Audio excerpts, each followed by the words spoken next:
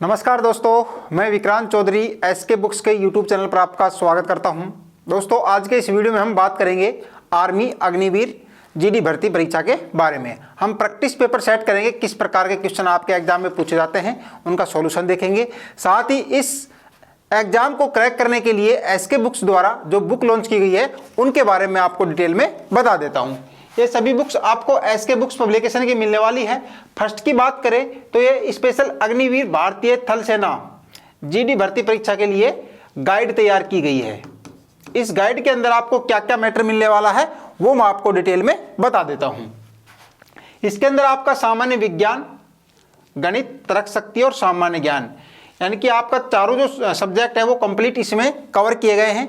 इसमें आपका जो पेपर सेट होता है, पेपर होता है, उसमें 50 क्वेश्चन पूछे जाते हैं, जिसमें 15 क्वेश्चन आपके जीके के आते हैं, 15 क्वेश्चन आपके साइंस से आते हैं, 15 क्वेश्चन आपके मैथ से आते हैं और 5 क्वेश्चन जो होते हैं वो रीजनिंग से पूछे जाते हैं। कंप्लीट सिलेबस इसके अंदर आपको देखने को मिलने वाला है। साथ ही बात करें सभी विषयों की, इसमें आपको थ्योरी के साथ अभ्यास के लिए प्रश्न भी उपलब्ध करवाए गए हैं। अभ्यास प्रश्नों को आपको इसमें टॉपिक के अनुसार देखने को मिलने वाला है मैटर।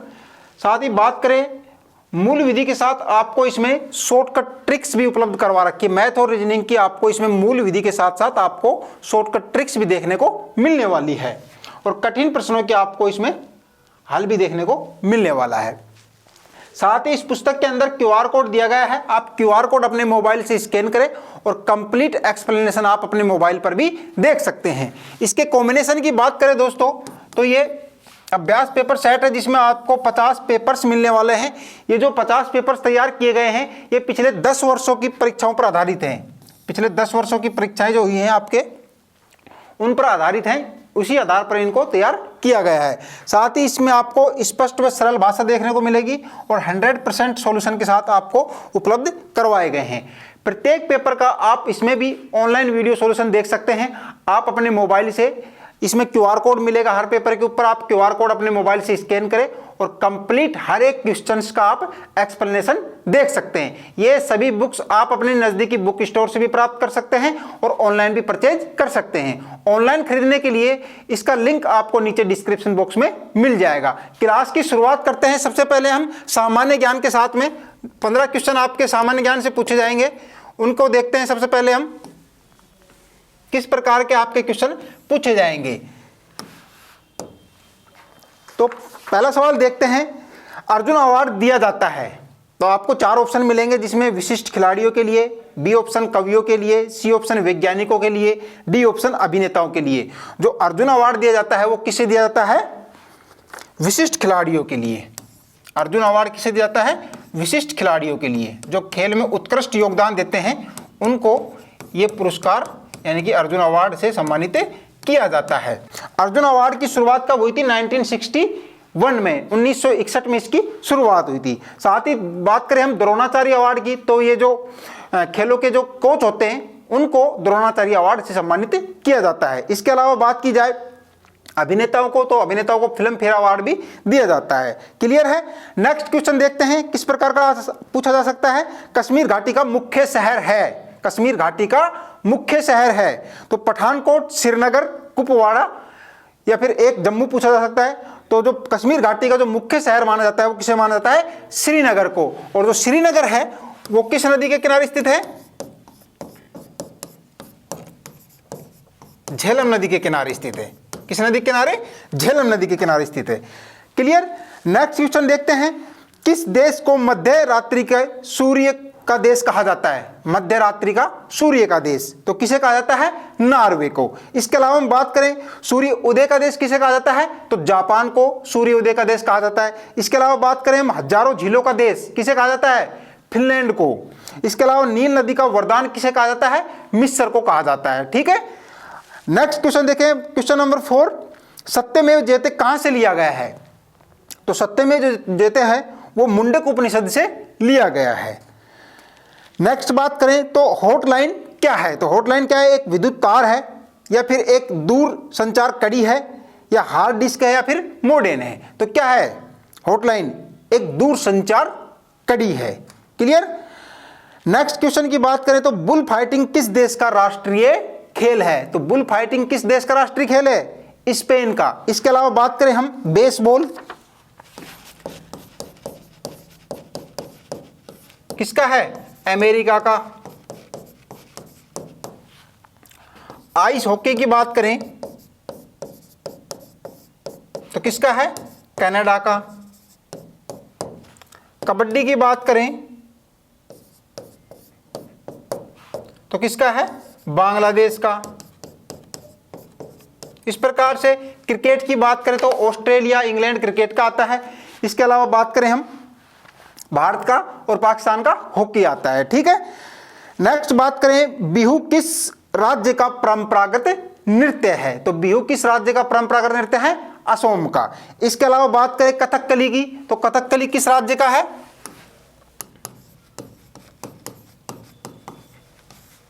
कथकली केरल का। इसके अलावा बात करें हम यक्षगान, यक्षगान की बात करें तो कहां से है? कर्नाटक का। और बात करें भरतनाट्यम तो भरतनाट्यम कहां का है? तमिलनाडु का। इसके अलावा बात करें कथक तो कथक मुख्य रूप से उत्तर प्रदेश का। ठीक है, नेक्स्ट क्वेश्चन देखिए 8 नंबर क्वेश्चन, लंदन किस नदी के किनारे स्थापित है? तो लंदन किस नदी के किनारे स्थित है? थेम्स नदी के किनारे। ठीक है, 9 नंबर क्वेश्चन देखें तो नक्शे का प्रयोग क्या खोजने में किया जाता है? तो नक्शे का प्रयोग दूरी, दिशा, लंबाई आदि के लिए नक्शे का प्रयोग हम करते हैं। इसके अलावा बात करें 10 नंबर क्वेश्चन, तो भारतीय सेना का सर्वोच्च कमांडर कौन है? तो भारतीय सेना का सर्वोच्च कमांडर किसे माना जाता है? भारत के राष्ट्रपति को। क्लियर? इसके अलावा बात करें विश्व में सबसे गहरा महासागर कौन सा है? तो विश्व में सबसे गहरा महासागर कौन सा है? प्रशांत महासागर। इसके अलावा हिंद महासागर की बात करें तो यह सबसे गर्म महासागर है। क्वेश्चन नंबर 12 देखें तो इसमें भारत ने गोवा को पुर्तगालियों से कब आजाद करवाया था? तो भारत ने गोवा को पुर्तगालियों से कब आजाद करवाया था? 1961 में। क्वेश्चन नंबर 13 की बात करें तो पेरिस किस नदी के किनारे स्थित है? तो पेरिस किस नदी के किनारे स्थित है? सीन नदी के किनारे स्थित है, जहां अभी ओलंपिक हुए थे 2024 के। ठीक है, 14 नंबर क्वेश्चन देखें तो नेशनल बोटानिकल गार्डन किस शहर में स्थित है? तो कहां पर है ये? लखनऊ में, उत्तर प्रदेश। इसके अलावा 15 नंबर क्वेश्चन देखें तो H1N1 क्या है? तो क्या है ये स्वाइन फ्लू है। इसके अलावा बात करें H5N1 ये किससे संबंधित है? ये है बर्ड फ्लू से, वायरस। ठीक है, H1N1 की बात करें तो ये है स्वाइन फ्लू से।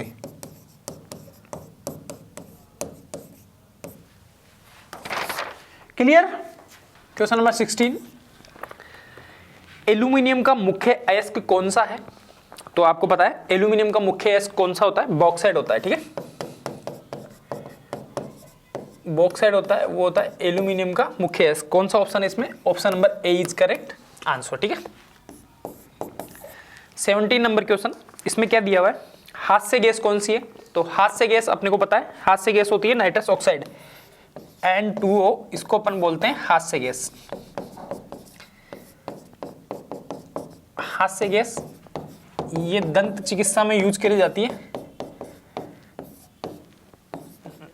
नशा करने में भी यूज आती है, इसको सूंघने पे हंसी आती है, और जो पार्टी वार्टीज होती है ना उसमें भी इसका यूज करा जाता है हंसने के लिए। ठीक है, तो कौन सा ऑप्शन है इसमें? Option number D is correct answer.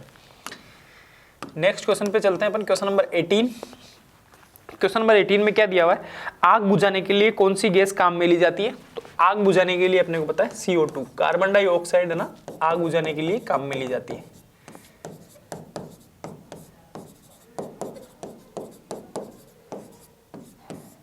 Carbon dioxide आग बुझाने के लिए यूज करी जाती है। Option number C is correct answer. ठीक है, नेक्स्ट क्वेश्चन पे आते हैं अपन, कौन सा स्तनधारी अंडे देता है? स्तनधारी जीव ऐसा कौन सा है जो अंडे देगा? तो ये होता है डक ब्लड प्लेटिपस। ठीक है, 19 में ऑप्शन नंबर डी, इसको लिख देता हूं डक। ऑप्शन था आपके ब्लड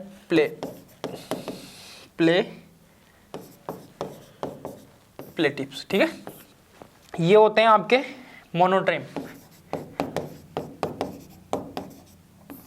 ये क्या होते हैं? अंडे देते हैं, ठीक है। कौन सा ऑप्शन था इसका? D option. Question number 20। Question number 20 में आपको दिया हुआ है लेप्रोस्कोपी का संबंध किससे है? तो लेप्रोस्कोपी होती है, उसका संबंध सर्जरी करने में यूज करा जाता है और रोग की जांच करते हैं ना अपन। तो ये पतली ट्यूब होती है लेप्रोस्कोप जिसको कहते हैं। तो इस छोटी सी ट्यूब से क्या करा जाता है? ऑपरेशन वगैरह यूज करने में काम में लिया जाता है। तो ये कौन सा ऑप्शन है? 20 में option number D is correct answer, ठीक है। नेक्स्ट क्वेश्चन देखते हैं अपन, क्वेश्चन नंबर 21। 21 में आपको दिया हुआ है द्रव की चतुर्थ अवस्था कौन सी है? तो द्रव की चतुर्थ अवस्था अपने को पता है प्लाज्मा, ठीक है। प्लाज्मा होती है वो द्रव की चतुर्थ अवस्था है, फोर्थ, ठीक है। तो ये कौन सा ऑप्शन है इसमें? आपके option number C is correct answer, ठीक है। नेक्स्ट क्वेश्चन पे चलते हैं, क्वेश्चन नंबर 22। 22 नंबर क्वेश्चन में क्या दिया हुआ है? निम्न में से कौन सा मिश्रित उर्वरक है? तो आपको ऑप्शन ए दिया हुआ है यूरिया, ऑप्शन बी है आपका अमोनियम सल्फेट,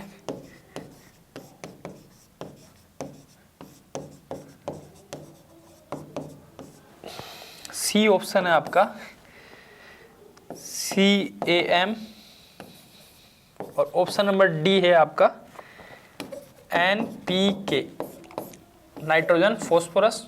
और ये कैसे कैलियम, कैलियम को क्या बोलते हैं? ये तो अल्फा इंग्लिश का नाम है, इसको बोलते हैं पोटेशियम, ठीक है। तो मिश्रित है आपका NPK, ठीक है। नाइट्रोजन फॉस्फोरस, सबसे ज्यादा मात्रा इसकी नाइट्रोजन की पाई जाती है ना। तो इसमें कौन सा हो जाएगा? Option number D is correct answer. Next पे चलते हैं अपन, क्वेश्चन नंबर 23। 23 में आपको दिया हुआ है निम्न में से गाय का दूध किस विटामिन की प्रमुख स्रोत है? तो गाय के दूध में आपको पता है विटामिन ए पाया जाता है। विटामिन ए गाय के दूध में पाया जाता है, इसका नाम है रेटिनॉल, ठीक है। विटामिन ए को रेटिनॉल नाम से अपन जानते हैं। कौन सा ऑप्शन है इसका? 23 में option number A is correct answer. Question number 24 की अपन बात करते हैं।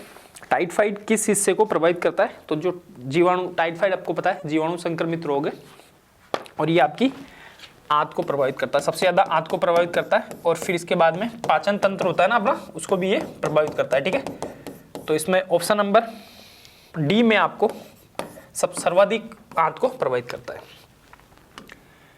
नेक्स्ट आपका 25 नंबर क्वेश्चन। इसमें आपको दिया हुआ है किस दांत में 3 जड़ें होती है? तो 4 टाइप के अपने दांत होते हैं। पहला मोलर, मोलर के बाद में प्रीमोलर, प्रीमोलर के बाद में इंसीजर और कैनाइन। रूट कैनाल होती है ना, वो यहाँ हो जाती है, ठीक है। तो देखो इसमें होती है 3, बाकी सब में होती है 2-2। तो आपसे क्या पूछा हुआ है? किस दांत में 3 जड़ें होती है? तो मोलर में ना, option number A is correct answer. Next question पे चलते हैं अपन, क्वेश्चन नंबर 26। इसमें दिया हुआ है निम्न में से किसके पाचन में लार मदद करती है? तो लार स्टार्च के पाचन में मदद करती है। लार स्टार्च को, लार में जो एंजाइम पाया जाता है एमाइलेज, वो क्या करता है? स्टार्च को माल्टोज में, स्टार्च को परिवर्तित करता है माल्टोज में। कौन सा एंजाइम? एमाइलेज एंजाइम, जो कि लार में पाया जाता है, लार में पाया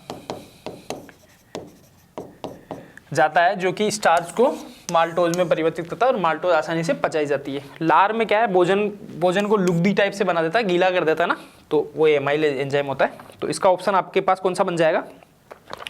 ऑप्शन नंबर डी, ठीक है। Option D is correct answer. Next आपका 27। ये आपको दिया हुआ है निकट दृष्टि दोष किस कारण से होता है? तो निकट दृष्टि दोष होता है आपका आंखों की जो पुतली का जो आकार है ना, उस पे पुतली के आकार में परिवर्तित हो जाता है ना, पुतली के आकार में परिवर्तन से क्या हो जाएगा? आपके निकट दृष्टि दोष हो जाता है, ठीक है। तो इसमें निकट की वस्तुएं दिखाई देती है और दूर की वस्तुएं नहीं दिखाई देती, ठीक है। उल्टा होता है, इसमें ध्यान रखना ना। तो ये कौन सा, option number C is correct answer. Question number 28, मनुष्य के मस्तिष्क का औसत वजन कितना होता है? तो औसत वजन आपके ऑप्शन में दिया हुआ है 1 किलोग्राम, 1200 ग्राम, 1250 और 1500 ग्राम, ठीक है। तो कौन सा होता है? 1500 ग्राम एवरेज वजन की अगर हम बात करते हैं ये होता है। कौन सा है? 28 में option number D is correct answer. Question number 29 में आपको दिया हुआ है, निम्न में से कौन सा संक्रामक रोग हवा से फैलता है? यहाँ ऑप्शन है फ्लेग, टाइफाइड, तपेदिक और हैजा। तो जो टीबी होता है तपेदिक, ये क्या होता है? संक्रमण रोग है, हवा से फैल जाता है। कौन सा ऑप्शन है इसमें? 19 में option number C is correct answer. Question number 30, इसमें क्या दिया हुआ है? पानी का घनत्व अधिकतम होता है। तो पानी का घनत्व कहाँ होता है? 4 डिग्री सेंटीग्रेड पर सर्वाधिक होता है। कौन सा ऑप्शन है इसमें? Option number B is correct answer. क्यों होता है? क्योंकि इस तापमान पे 2 विपरीत बल जो होते हैं ना, विपरीत प्रभाव संतुलित होते हैं और 4 डिग्री सेंटीग्रेड के नीचे तापमान का पानी का आणविक गति है ना, पानी की जो आणविक गति है ना वो धीमी हो जाती है। आणविक गति क्या होती है? धीमी हो जाती है। अणु कम गति करेंगे तो उसका क्या हो जाएगा? 4 डिग्री सेंटीग्रेड पे क्या हो जाएगा? उसका घनत्व अधिक हो जाएगा, ठीक है। तो option number B is correct. 31 number, question number 31 में क्या दिया है? एक आयताकार मैदान का क्षेत्रफल 12,500 वर्ग मीटर है, इसकी लंबाई 125 मीटर है, तो चौड़ाई ज्ञात करो। वो अपने को पता है, आयताकार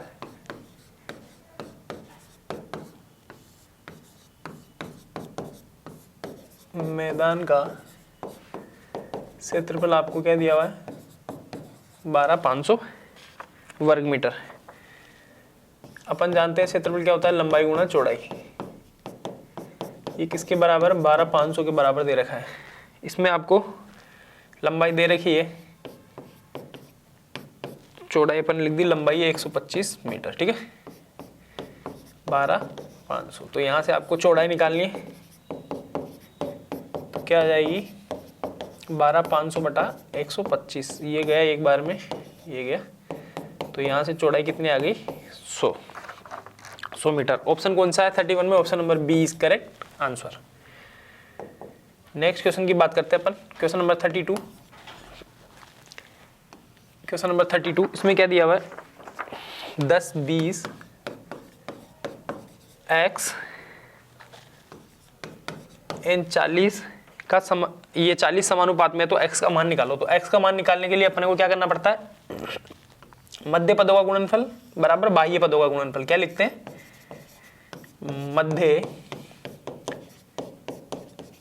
पदों का गुणनफल बराबर बाह्य पदों का गुणनफल, ये लिखते हैं ना, बराबर बाह्य पदों का गुणनफल। तो मध्य पद कौन से है?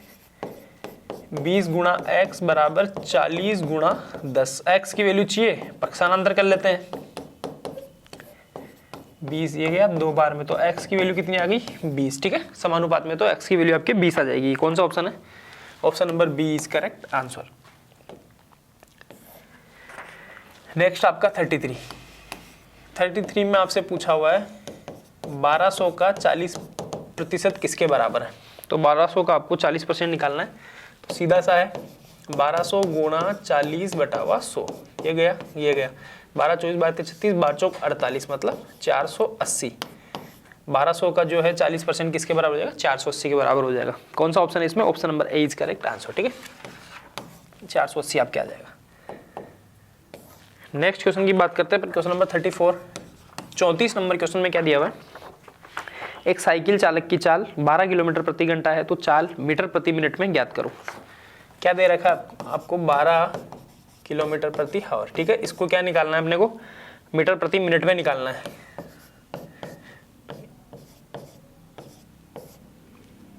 इसको मिनट में निकालना है ना, तो मिनट आपके पास कितना आ जाएगा? 1 घंटा है तो उसमें कितनी मिनट? 60 मिनट होती है, तो 60 आपके पास यहाँ लिख देंगे, ठीक है। 12 एकम 12, 12 पंजो 60, ये गया 200 बार में, ठीक है। तो 200 मीटर प्रति मिनट है ना, मीटर प्रति मिनट आपका आंसर हो जाएगा। ठीक है, ये अपने को देखना है, किलोमीटर है तो यहाँ पे 1000 लिख दिया, और है तो 1 घंटे में कितने मिनट होते हैं 60 मिनट, ये मैंने लिख दिया बस खाली, है ना। यूनिट चेंज करने का क्वेश्चन था खाली। 34 में option number C is correct answer.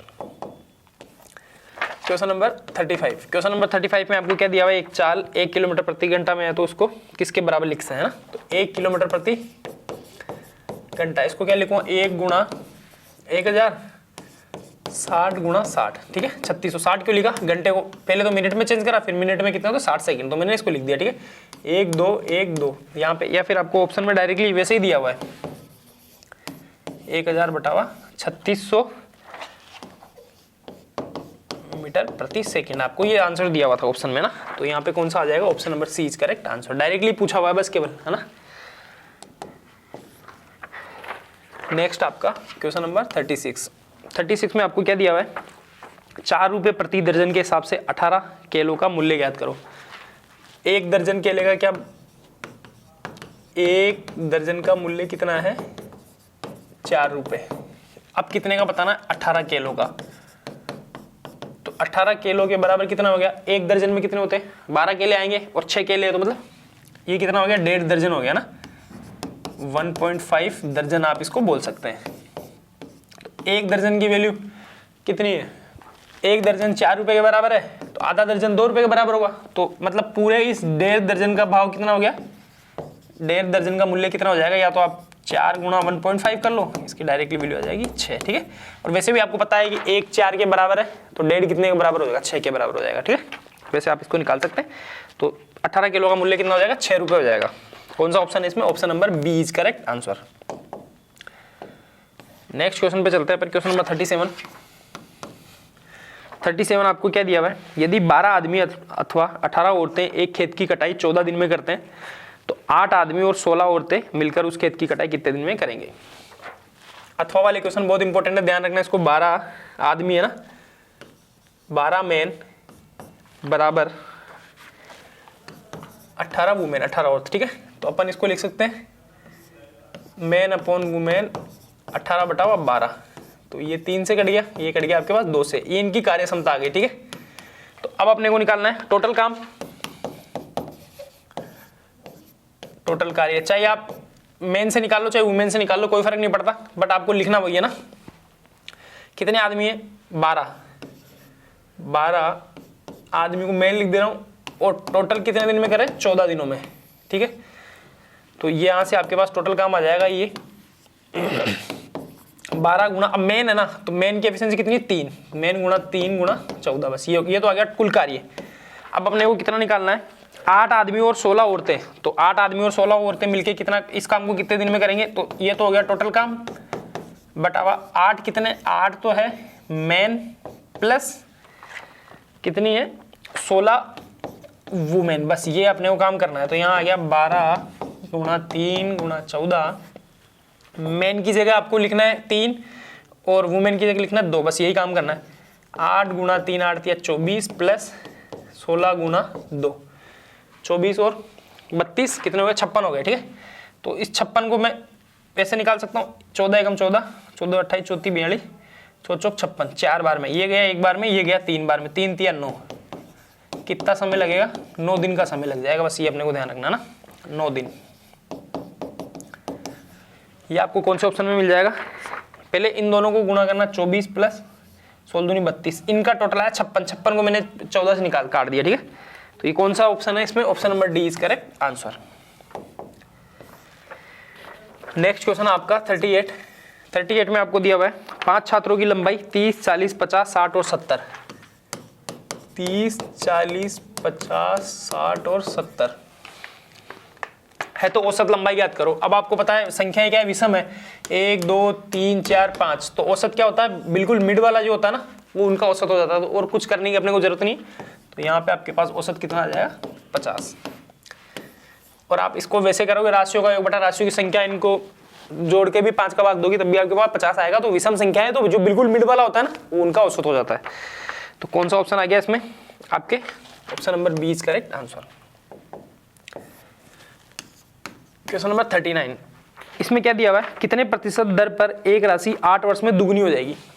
कितनी गुनी, 2 गुनी, आर आपको निकालनी है, टाइम आपको दिया हुआ 8 वर्ष। इसका सीधा सा फॉर्मूला होता है आर बराबर n-1 t इंटू 100। बस ये काम अपने को करना है। n क्या है, कितनी गुनी, तो 2 गुनी है, 2 - 1, टाइम कितना 8 वर्ष बटा हुआ 100, बस 1/8 मतलब 100/8 करना है अपने को। ये कितना आता है 12.5%, ठीक है। क्या आ गया 12.5% है ना। काट पीट के आप इसको सोल्व करेंगे तो कौन सा ऑप्शन आएगा 39 में option number A is correct answer. ये ध्यान रखेंगे, फॉर्मूला आप लिख लेंगे ना। यहाँ पे आपको रेट पूछा है, यहाँ पे टाइम भी पूछ सकता है, तो आप इसको इधर भेज सकते हैं। 40 नंबर क्वेश्चन, इसमें आपको दिया हुआ है एक आदमी एक खिलौना 1000 रुपये में खरीदता है और उसे 1500 रुपये में बेचता है, तो उसका लाभ प्रतिशत निकालो। सीपी कितना है आपके 1000 रुपये, एसपी कितना है आपके 1500 रुपये, प्रॉफिट कितना हो गया आपके पास 500 रुपये का, दिस माइनस दिस है ना। तो आपको निकालना है प्रॉफिट, लाभ प्रतिशत। लाभ प्रतिशत कितना हो गया, प्रॉफिट कितना हुआ 500। ये हमेशा क्रय मूल्य पे निकलता है, तो आपके पास क्रय मूल्य गुणा 100।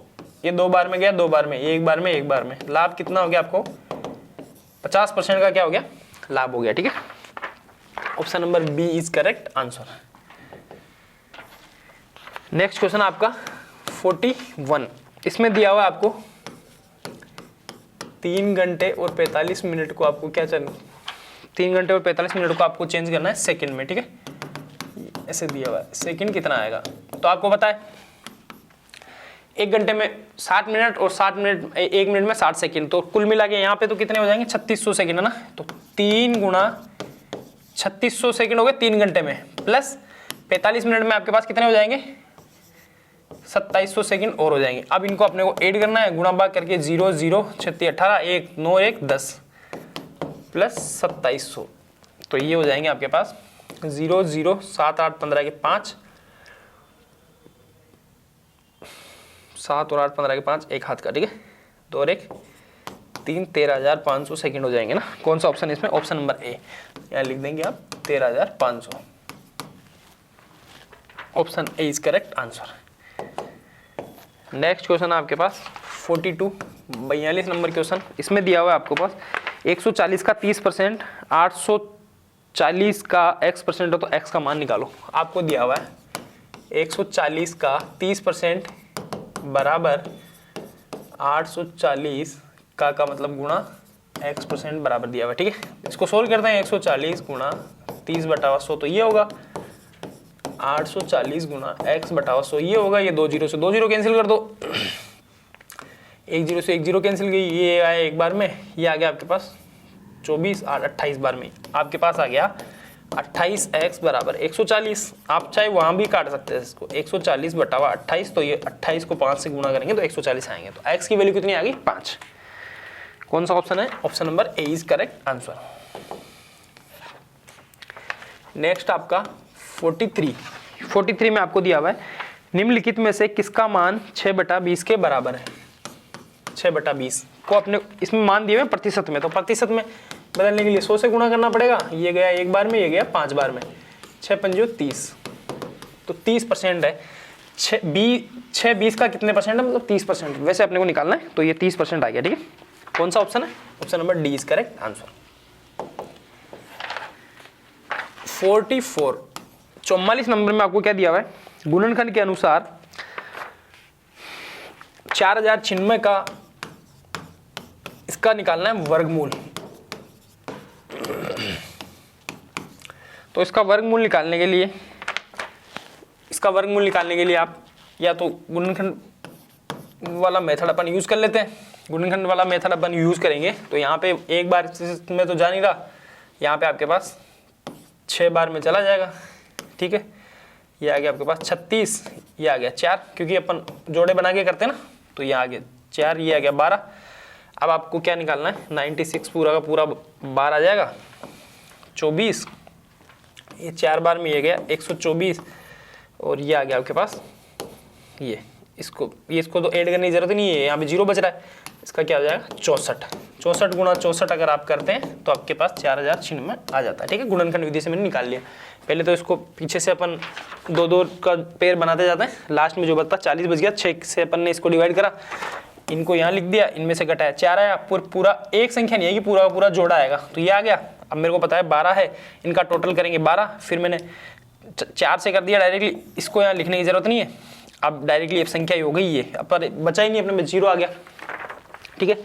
तो ये आ गया आपके पास, कौन सा ऑप्शन है? Option B correct answer. Next question आपके पास 45 में आपको दिया हुआ है 2 गुणा 3 गुणा 5 एंड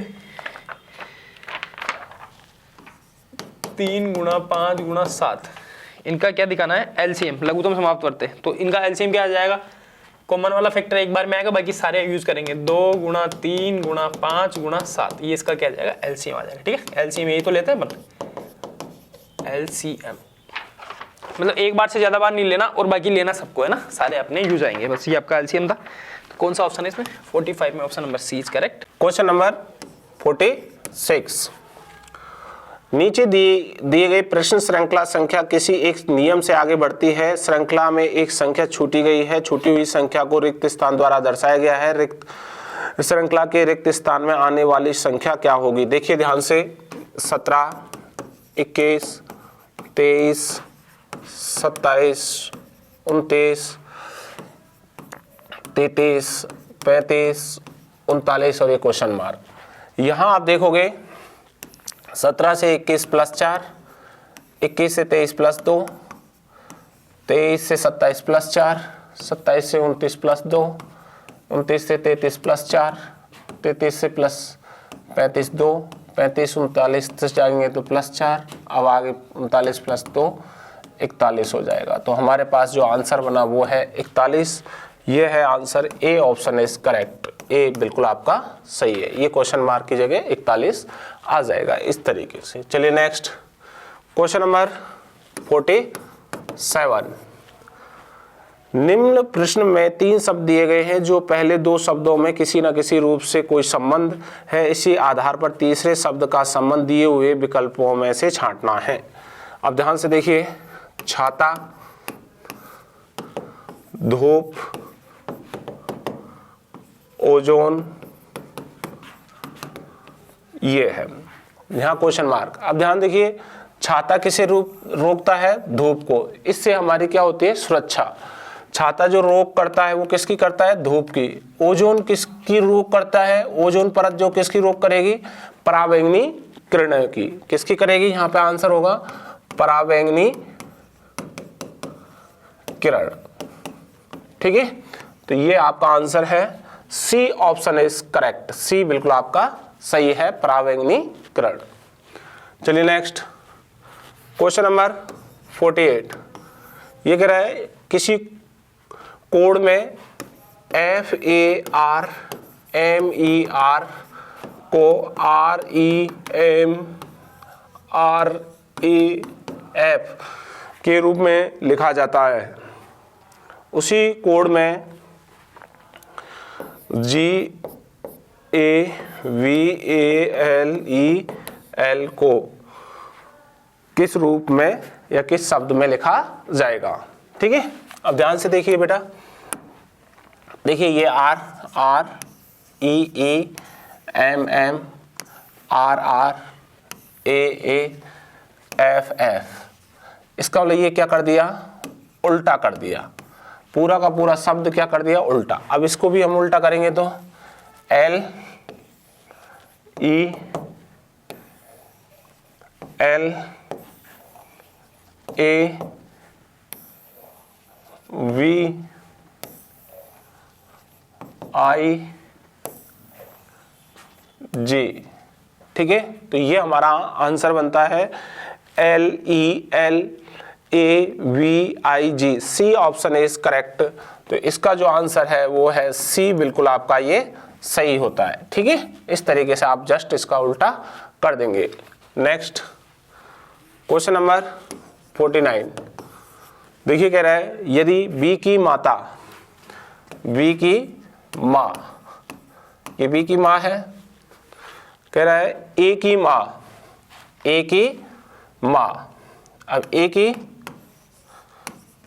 माँ की पुत्री है, ये कौन है? पुत्री है। तो ये ए की माँ है, ये पुत्री है, तो ये क्या हो गई, इसकी बहन हो गई। ठीक है, इसका जेंडर प्लस माइनस डेफिनेट नहीं है। अब कह रहे हैं तो ए का बी से क्या संबंध है, बी है ये, इससे क्या कहेगी, अब इससे यदि प्लस है तो मामा कहेगी, ठीक है, और माइनस है तो मौसी कहेगी। ठीक है, ये आपको ध्यान रखना है। अब हम यहाँ चलते हैं ऑप्शन की सहायता के लिए, ऑप्शन से हम इसका आंसर देंगे। तो ऑप्शन में क्या है, बी ऑप्शन इज करेक्ट, मामा। क्या है, बी ऑप्शन बिल्कुल आपका सही है, मामा, क्योंकि यहाँ ये प्लस माना है, माइनस नहीं माना गया है। ओके, चलिए नेक्स्ट क्वेश्चन नंबर 50। उदित होते सूर्य की ओर अपनी पीठ करके रेशमा चलना शुरू करती है। अब सूर्य उदय होता है किधर, पूरब की ओर, तो इसका लोग पूरब की ओर पीठ करेगी, तो इधर चलेगी पश्चिम की ओर। कहाँ चल रही है वो, पश्चिम की ओर चल रही है। ठीक है, अब ध्यान से देखिए, चलते कुछ मिनट बाद वह बाएं घूम जाती है, बाएं घूम गई है, ठीक है, लेफ्ट साइड, कहाँ घूम गई, लेफ्ट। फिर वो चलती है, फिर थोड़ी देर बाद वह दाएं घूम जाती है, ये दाएं घूम गई, इधर क्या घूम गई, वो दाएं। फिर वह चलती है और थोड़ी देर बाद फिर वह बाएं घूम जाती है, ये बाएं वापस घूम गई। ठीक है, इस क्षण वह किस दिशा में जा रही है, ये दिशा कौन सी है, दक्षिण दिशा। कौन सी है, दक्षिण, इसलिए इसका आंसर है सी ऑप्शन इज करेक्ट, दक्षिण दिशा। ओके।